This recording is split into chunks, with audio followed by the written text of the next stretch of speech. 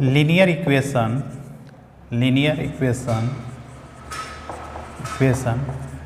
Of two variable, ठीक है। ये हम लोग आज इस टॉपिक में डिस्कस करने जा रहे हैं। देखिए, टू वेरिएबल लीनियर इक्वेशन है तो हमारे पास दो variable A X plus B Y plus C बराबर 0, जहाँ पे वेयर क्या है A B C are constant, ठीक है। ये कांस्टेंट है ए बी सी। एक्स और वाई हमारा क्या है, टू वेरिएबल। तो टू वेरिएबल कोई भी इक्वेशन का आपका कितना सॉल्यूशन मिलेगा, जैसे एक एग्जांपल दे रहे हैं 2x प्लस 3y बराबर 5 है एग्जांपल में, तो इसका हम लोग कितना सॉल्यूशन निकाल सकते हैं वो हम लोग देख सकते हैं। ये x है, वहाँ y है। देखिए यहाँ पे x बराबर अगर 1 रख देते हैं तो y बराबर भी यहाँ पे 1 ही आ रहा है, 2 प्लस 3 5 हो गया। अगर इस चीज़ को हम लोग x बराबर अगर 0 रख दे रहे हैं तो y बराबर आएगा 5/3, ठीक है। मतलब हर एक x का हर एक वैल्यू के लिए y का अलग अलग वैल्यू आएगा, या ऐसे बोल सकते हैं कि y का डिफरेंट वैल्यू के लिए हमारा x का डिफरेंट वैल्यू आएगा ही आएगा, क्योंकि ये दोनों किस पे है, मतलब वन इक्वेशन है टू वेरिएबल का, तो हमारे पास इन्फिनाइट नंबर ऑफ सॉल्यूशंस आएंगे। ये तो बहुत सिंपल हो गया कि linear equation of two variable है। अब टू इक्वेशन टू वेरिएबल है, उसको सोल्व करने के लिए हमारे पास अलग अलग तरीका है, जो कि सबसे पहले हम आपको एक एग्जाम्पल से समझाने जा रहे हैं, जिसका नाम है सबसे पहले एलिमिनेशन मेथड, ठीक है। एलिमिनेशन मेथड में हम लोग क्या करते हैं, एक एग्जाम्पल ले रहे हैं आपको 2x प्लस वाई बराबर 5 है और x प्लस 3y बराबर 4 है, ठीक है।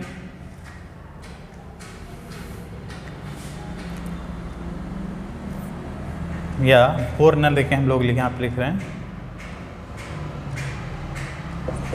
5 है, ठीक है। ये भी 5 है। तो हमारा ये एलिमिनेशन मेथड में क्या करेंगे हम लोग, तो करेंगे क्या, x या y दोनों में से किसी एक, दो इक्वेशन हमारे पास है, उसमें से दोनों में से किसी एक वेरिएबल का कोफिशिएंट क्या होगा, सेम कर देंगे और उसके बाद हम लोग सोल्व कर लेंगे। तो जैसे आपका यहाँ पे है इक्वेशन 1 से है 2x प्लस वाई बराबर 5 है, तो इस इक्वेशन में भी हम 2 से मल्टीप्लाई कर देंगे तो 2x आएगा और यहाँ पे 6y आएगा, यहाँ पे 10 हो गया। अब दोनों को घटा दे रहे हैं, ठीक है। घटाएंगे तो ये कैंसिल हो गया, यहाँ पे आएगा -5y बराबर यहाँ पे -5, माइनस से माइनस कैंसिल, इसलिए y बराबर यहाँ पे 5/5 दैट इज 1 आ गया। अब इस इक्वेशन वैल्यू को पुटिंग लिखेंगे यहाँ पे, putting value of y in equation 1 में डाल दीजिए 2x प्लस 1 बराबर 5, तो यहाँ से हो जाएगा 2x बराबर 5 - 1 दैट इज़ 4, ठीक है। तो x बराबर हो जाएगा 4/2 दैट इज़ 2। तो आपका रिक्वायर्ड जो सॉल्यूशन हो गया x बराबर 2 और y बराबर 1, ठीक है। ये आपका एलिमिनेशन मेथड हो गया, ठीक है। इसी में हम लोग खाली मेथड बदल देंगे, इसी एग्जाम्पल से हम आपको दूसरा समझाएंगे। दूसरा क्या है, सब्स्टिट्यूशन मेथड। सब्स्टिट्यूशन मेथड में क्या है, ये दोनों इक्वेशन दिया हुआ है, ठीक है। देखिए प्रोसेस बदलने से हमारा आंसर नहीं बदलेगा, लेकिन जब आपको 10th क्लास या 9th क्लास में जब बोलता है कि आपको इस मेथड से बनाना है, तो आप टू वेरिएबल इक्वेशन को सॉल्व करेंगे उसी मेथड से, ठीक है। तो हम यहाँ पे आपको समझा रहे हैं सब्स्टिट्यूशन मेथड में क्या करेंगे, किसी एक इक्वेशन से, जैसे हम फ्रॉम 1 से निकाल रहे हैं, क्या करेंगे, तो y बराबर निकाल दिए 5 - 2x, 2x लिख लिए, ठीक है। अब putting value of y in equation 2। बहुत सारे बच्चे लोग क्या करते हैं, जिसमें से निकालते हैं उसी में पुट कर देते हैं। गलत तरीका है, थोड़ा ध्यान दीजिएगा। इसी एक से निकालते हैं और दूसरे में पुट करते हैं। तो यहाँ पे आपका हो गया x plus 3 into 5 minus 2x बराबर 5। सोल्व कीजिए। x प्लस 15 माइनस 6x बराबर 5। देखिए x यहाँ पे एक चला जाएगा, 15 को इधर ही रहने दे रहे हैं, तो 15 माइनस 5 बराबर यहाँ पे 6x माइनस x उधर लेके चले गए हैं, तो यहाँ पे हो जाएगा आपका 5x, यानी कि देयरफॉर x बराबर आपका 10/5 दैट इज 2। ठीक है, जैसे ही आया यहाँ पे x बराबर 2 आ गया, तो हम y में पुट कर देंगे यहाँ पे। तो y बराबर है 5 minus 2 into 2 that is 5 minus 4 बराबर 1। x का वैल्यू 2, y का वैल्यू 1। मेथड था सब्स्टिट्यूशन मेथड, ठीक है। थर्ड मेथड जो है, थर्ड मेथड का नाम है cross multiplication.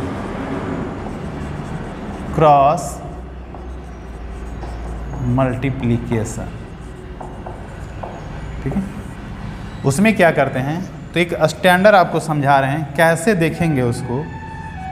a1x plus b1y plus c1 बराबर 0। दूसरा a2x plus b2y plus c2 बराबर 0। लिखेंगे कैसे इसका सोल्यूशन। देखिए हमको हमारा चाहिए x का सोल्यूशन, तो x बटा x को कवर कीजिए, इसका क्रॉस चलिए, तो b1 c2। देखिए b1 c2 का उल्टा होगा आपका यहाँ पे b2 c1, ये आपका आ जाएगा। जैसे ही कवर किए तो यहाँ पर राइट एंगल से चले गए c1, तो y बटा में लिखाएगा यहाँ पे a2 c1 माइनस इसका उल्टा a1 c2 बराबर कांस्टेंट का लिख दिए, तो कांस्टेंट के लिए 1 और कांस्टेंट को कवर किया a1, यहाँ पे a1 b2 minus a2 b1। ठीक है, तो यहाँ से x को कीजिएगा तो x क्या हो जाएगा, यहाँ से ऊपर चला जाएगा तो x मिल जाएगा, y निकालना होगा तो यहाँ वाला y चला जाएगा, तो आपको मिल जाएगा। अब इस इक्वेशन में हम उसी फॉर्म से डेवलप करेंगे और सॉल्व करके दिखाएंगे कि क्या हम जो पहले सोल्व किए करके रखे हुए वो आपका सही वैल्यू था या नहीं था, इसमें मेथड से ही पता चल जाएगा।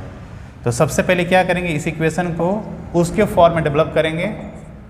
0 यहाँ पे भी 0, ठीक है, उस इक्वेशन को डेवलप कर दिए। अब x का यहाँ पे x बटा में लिखेंगे, यहाँ कवर कर लेंगे, यहाँ पे 1 से गुना है, फिर -5 यहाँ पे है, सिमिलरली माइनस साइन लगेगा, यहाँ पे 3 गुने -5 लग गया। ठीक है, अब y बटा में y को कवर किए तो यहाँ पे आएंगे -5, यहाँ पे 1 है तो 1 लिख दिए, माइनस, ठीक है, यहाँ कवर किए थे, यहाँ से यहाँ आए, फिर यहाँ से 2 इंटू -5। ठीक, कांस्टेंट वाला टर्म को कवर किए तो यहाँ पे 2 इंटू 3 माइनस 1 इंटू 1। यहाँ से देख लीजिए x बटा में -5 माइनस माइनस प्लस 15 बराबर y बटा में -5 और माइनस माइनस प्लस 10 बराबर यहाँ पे 6 माइनस 1, ये आ जाएगा x/10 बराबर y/5 बराबर 1/5। यहाँ से जब x सोल्व करेंगे तो x बराबर 10 बटा में 5 दैट इज़ 2 और y बटा में तो 5 बटा में 5 दैट इज़ 1। तो आपका ये भी मेथड क्या है, सही है। ठीक है, क्योंकि आपका आंसर x बराबर 2 y बराबर 1। तो ये मेथड भी आपका, बहुत सारे बच्चे लोग इसको डरते हैं देख के, लेकिन बहुत ईजी वे में होता है। बस शर्ते कि ध्यान रखें कि आप पैटर्न जो ले रहे हैं वो आपका सही है कि नहीं। अगर एक बार समझ लेते हैं इस मेथड को, तो हमको नहीं लगता है कि ये मेथड बहुत हार्ड है, ये सबसे आसान पड़ेगा। और लास्ट आपका है इसका ग्राफिकल मेथड। ग्राफिकल मेथड के लिए हमको क्या करना होता है, यही इक्वेशन है। ठीक है, फोर्थ मेथड का नाम है ग्राफिकल मेथड। Graphical method. देखिए ग्राफिकल मेथड के लिए ज़रूरी है कि ग्राफ पेपर होना चाहिए ताकि आपका स्केलिंग जो है बहुत अच्छे तरीके से आए।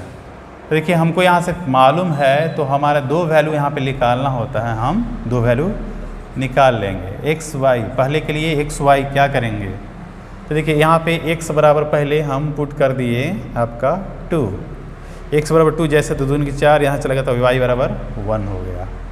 अब यहाँ पे हम y बराबर 3 पुट कर दे रहे हैं, y बराबर 3 पुट कर दे रहे हैं, तो 3 चला गया तो x बराबर कितना आ गया 1, इसका मिल गया। ठीक है, दूसरे वाला का हम लोग टेबल बनाएंगे x और y।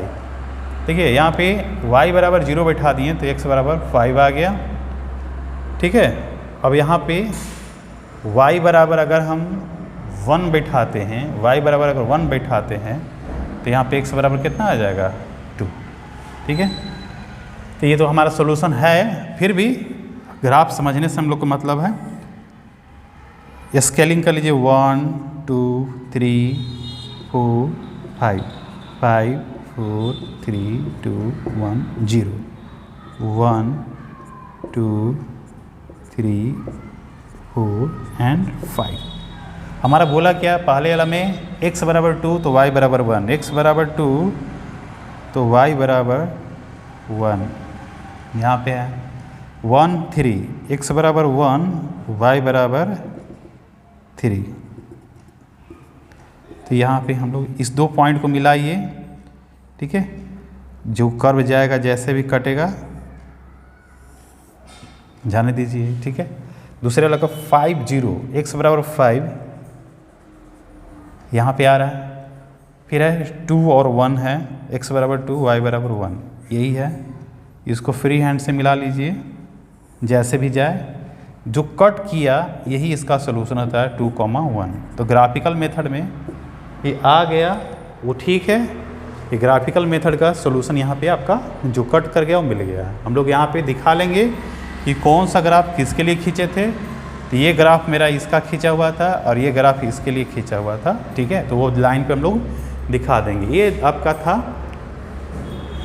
ये आपका 2 वेरिएबल इक्वेशन को सोल्व करने का सिंगल इक्वेशन और डबल इक्वेशन को हम तरीका बताएं। ठीक है, अब इसमें एक चीज़ और बहुत ज़्यादा जाना जाता है कि 2 वेरिएबल इक्वेशन का सोल्यूशन होगा कि नहीं होगा, उसके लिए क्या तरीका है। ठीक है, तो a1x plus b1y plus c1 बराबर 0 इक्वेशन 1 नंबर हुआ। दूसरा इक्वेशन हुआ a2x plus b2y plus c2 बराबर 0। ये दो इक्वेशन है। ठीक है, तो हमारा अगर यहाँ पे condition a1 by a2 equal to b1 by b2 बराबर नॉट c1 बाई c2 आ गया, तो इसका नो सॉल्यूशन होगा। नो सॉल्यूशन इसी को बोलते हैं इनकंसिस्टेंट, इसी का दूसरा नाम बोलते हैं इनकंसिस्टेंट। ठीक है, इनकंसिस्टेंट। अब इनकंसिस्टेंट कहने का मतलब क्या हुआ, क्या एक्चुअल में इसका मीनिंग क्या है। ठीक है, तो ये आपका पहला केस हुआ। दूसरा समझा रहे हैं इसका। दूसरा क्या है, अगर a1 बाई a2 बराबर b1 बाई b2 है, ठीक है, बराबर c1 बाई c2, अगर ऐसा हो गया तो इसका होगा इनफाइनाइट सॉल्यूशन। ठीक है, और तीसरा हुआ जो कि कंसिस्टेंट है, ये भी आपका कंसिस्टेंस है। एक और है a1 by a2 not equal to b1 by b2, c1 by c2 बराबर रहे या ना रहे उससे हमको कोई लेना देना नहीं है। तो इसका होगा यूनिक सॉल्यूशन, यूनिक सॉल्यूशन। ठीक है, और इसको भी बोलते हैं, ये दोनों हमारा कंसिस्टेंट में आता है। ठीक है, तो कंसिस्टेंट सॉल्यूशन होने के लिए अब इसका मीनिंग क्या हुआ, तो देखिए इसका मीनिंग हुआ कि लाइन पैरेलल है लेकिन सर्टेन डिस्टेंस पे है। ठीक है, सर्टेन डिस्टेंस पे दोनों का भी लाइन मिलेगा ही नहीं। मतलब इस वाला इक्वेशन जो है इसका मतलब ये है, एक इक्वेशन ये है, एक इक्वेशन ये है, तो ये दोनों कभी आपस में कहीं मिलेंगे ही नहीं, तो इसका कोई सोल्यूशन होगा ही नहीं। इसलिए इसको बोलते हैं इनकंसिस्टेंट। इसका मतलब क्या हुआ ये लाइन है, एक ही लाइन को हम दो अलग अलग तरीके से रिप्रेजेंट कर रहे हैं, ठीक है।